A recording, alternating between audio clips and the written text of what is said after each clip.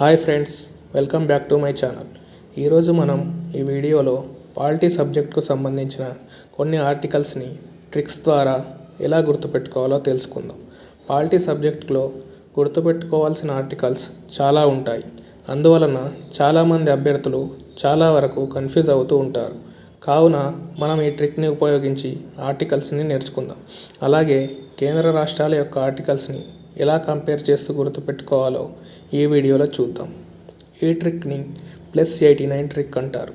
అంటే మనకు కేంద్ర ప్రభుత్వానికి సంబంధించిన ఆర్టికల్ వచ్చినప్పుడు దానికి +89 కలిపినప్పుడు రాష్ట్ర ప్రభుత్వానికి సంబంధించిన ఆర్టికల్ రావడం జరుగుతుంది.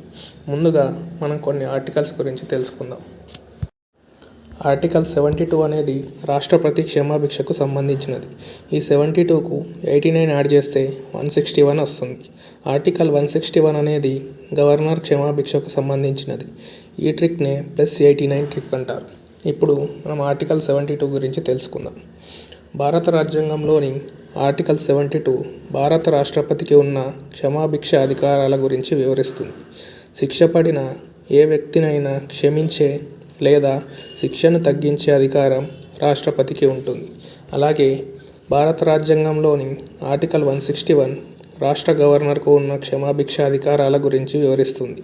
రాష్ట్ర చట్టాల పరిధిలో ఉన్న శిక్ష పడిన వ్యక్తుల విషయంలో గవర్నర్ ఈ అధికారాలను ఉపయోగిస్తారు.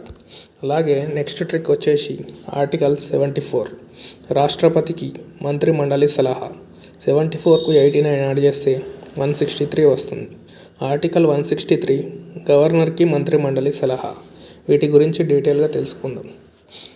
రాష్ట్రపతికి తన విధులను నిర్వహించడంలో సహాయపడడానికి మరియు సలహాలు ఇవ్వడానికి ప్రధానమంత్రి నాయకత్వంలో ఒక మంత్రిమండలి ఉంటుంది. రాజ్యాంగం ప్రకారం రాష్ట్రపతి ఈ మంత్రిమండలి ఇచ్చే సలహా మేరకే తన అధికారాలను చెలాయించాలి. అలాగే భారత రాజ్యాంగంలోని ఆర్టికల్ 163 రాష్ట్ర స్థాయిలో గవర్నర్కు మరియు రాష్ట్ర మంత్రిమండలికి మధ్య ఉన్న సంబంధాన్ని వివరిస్తుంది. కేంద్రంలో ఆర్టికల్ 74 ఎలాగైతే ఉంటుందో రాష్ట్రంలో ఆర్టికల్ 163 అదే పాత్రను పోషిస్తుంది. నెక్స్ట్ ట్రిక్ వచ్చేసి ఆర్టికల్ 75 ప్రధానమంత్రి మంత్రిమండలి నియామకం. దానికి 89 యాడ్ చేస్తే 164 అవుతుంది. ఆర్టికల్ 164 వచ్చేసి ముఖ్యమంత్రి మంత్రిమండలి నియామకం గురించి తెలుపుతుంది. వీటి గురించి తెలుసుకుందాం. భారత రాజ్యాంగంలోని ఆర్టికల్ 75 కేంద్ర మంత్రుల నియామకం, వారి బాధ్యతలు, పదవీకాలం మరియు అర్హతల గురించి వివరిస్తుంది. పార్లమెంటరీ ప్రజాస్వామ్యంలో ఇది అత్యంత కీలకమైన ఆర్టికల్. అలాగే భారత రాజ్యాంగంలోని ఆర్టికల్ 164 రాష్ట్ర మంత్రుల నియామకం, వారి బాధ్యతలు మరియు పదవీకాలం గురించి వివరిస్తుంది. కేంద్రానికి ఆర్టికల్ 75 ఎలాగో రాష్ట్రాలకు ఆర్టికల్ 164 అలా పనిచేస్తుంది. నెక్స్ట్ వచ్చేసి ఆర్టికల్ 76 అటార్నీ జనరల్ నియామకం. ఆర్టికల్ 76కు +89 యాడ్ చేస్తే 165 వస్తుంది. ఆర్టికల్ 165 అడ్వకేట్ జనరల్ నియామకం గురించి వివరిస్తుంది. వీటి గురించి తెలుసుకుందాం. అటార్నీ జనరల్ను భారత రాష్ట్రపతి నియమిస్తాడు. ఈ పదవికి ఉండాల్సిన అర్హతలు సుప్రీంకోర్టు న్యాయమూర్తికి ఉండాల్సిన అర్హతలతో సమానం. అంటే అతను భారత పౌరుడై ఉండాలి మరియు కనీసం 5 ఏళ్ళు హైకోర్టు జడ్జిగా లేదా 10 ఏళ్ళు హైకోర్టు అడ్వకేట్గా పనిచేసి ఉండాలి. అలాగే భారత రాజ్యాంగంలోని ఆర్టికల్ 165 రాష్ట్ర స్థాయిలోని అత్యున్నత న్యాయాధికారి అయిన అడ్వకేట్ జనరల్ గురించి వివరిస్తుంది. కేంద్రానికి అటార్నీ జనరల్ ఎలాగో రాష్ట్రానికి అడ్వకేట్ జనరల్ అలా పనిచేస్తాడు. అతని యొక్క నియామకం గురించి తెలుసుకుందాం. అర్హత వచ్చేసి ఈ పదవికి ఎంపిక అయ్యే వ్యక్తికి హైకోర్టు న్యాయమూర్తికి ఉండవలసిన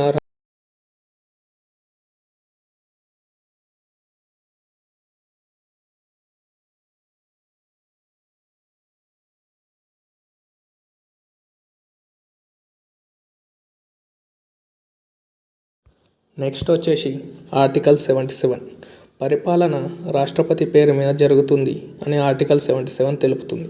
అలాగే ఆర్టికల్ 77కు +89 యాడ్ చేస్తే 166 వస్తుంది.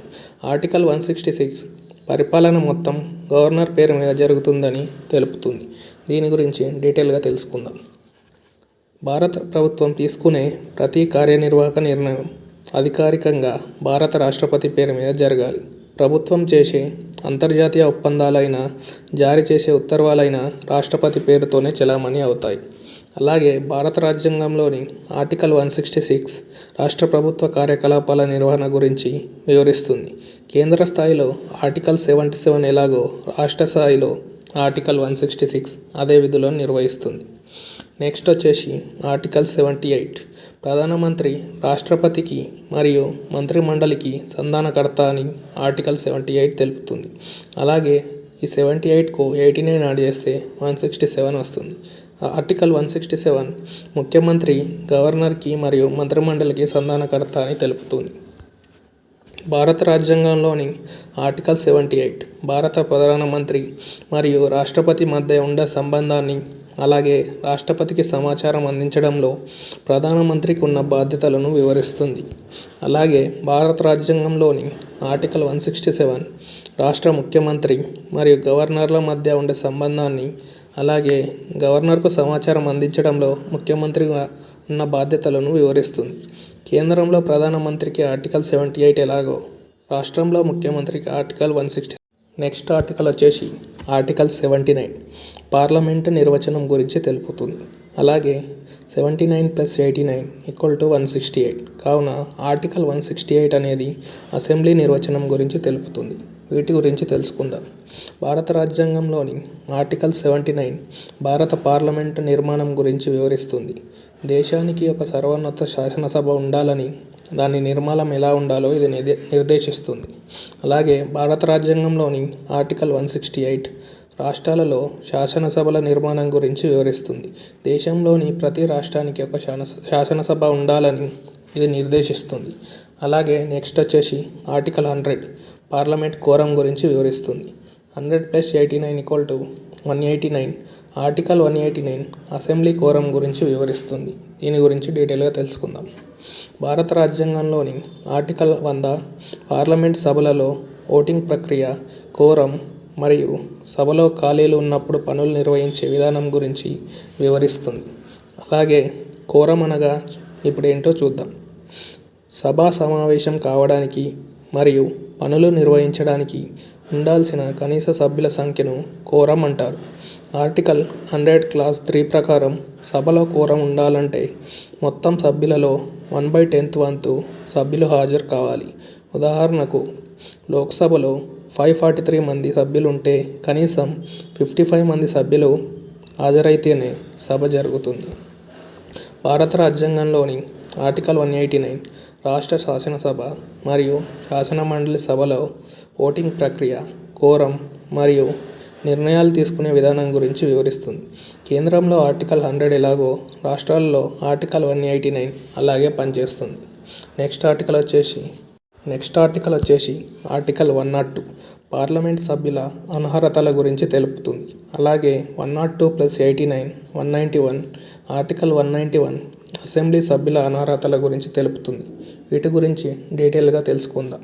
భారత రాజ్యాంగంలోని ఆర్టికల్ 102 పార్లమెంట్ సభ్యులు ఏ సందర్భాలలో తమ పదవికి అనర్హులు అవుతారో వివరిస్తుంది. అంటే ఒక వ్యక్తి ఎంపీగా కొనసాగడానికి ఉండకూడని లక్షణాలు లేదా పరిస్థితులను ఇది నిర్దేశిస్తుంది.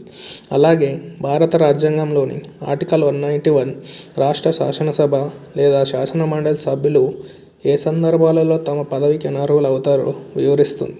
కేంద్ర స్థాయిలో ఎంపీల అనర్హత గురించి తెలిపే ఆర్టికల్ 102 ఎలాగో రాష్ట్ర స్థాయిలో ఎమ్మెల్యేలు ఎమ్మెల్సీల కోసం ఆర్టికల్ 190. తెలంగాణ రాష్ట్రంలో పార్టీ ఫిరాయింపుల గురించి చర్చ జరుగుతుంది. ఎమ్మెల్యేల అనర్హతల గురించి ఎక్కువ న్యూస్ వస్తుంది. కావున ఈ ఆర్టికల్స్ తప్పకుండా అడిగే ఛాన్స్ ఉంది. కావున అందరూ గుర్తుపెట్టుకోవాలి. నెక్స్ట్ ఆర్టికల్ చాలా ఇంపార్టెంట్ ఆర్టికల్. ఎందుకంటే ఈరోజు మనకు బడ్జెట్ రిలీజ్ అవ్వడం జరుగుతుంది. కావున దీని గురించి మనం చాలా డీటెయిల్గా తెలుసుకుందాం.